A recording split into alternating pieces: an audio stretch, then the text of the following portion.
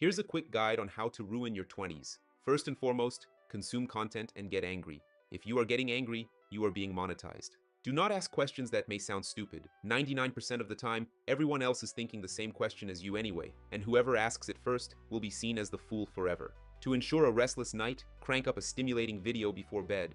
Cram your brain with information and hold the screen right up close for a maximal dose of blue light. Do tons of stuff like a rabid dog, but do not reflect. Search for the next thing and the next thing and the next thing. Don't work out, as it can get you real sweaty. Discipline is not freedom. Do whatever you feel you should do. Remember that everything is an addiction after all, right? Feed the one you prefer and make sure you have the same addictions as other people, so that it make it easier to connect. Impressing others is what really matters in life, and now this is even easier with social media.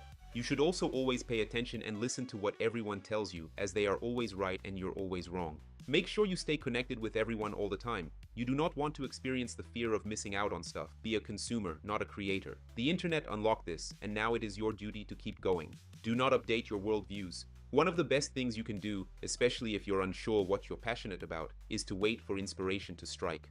Do not spend time thinking about things yourself. Do not read books, as books are for old people.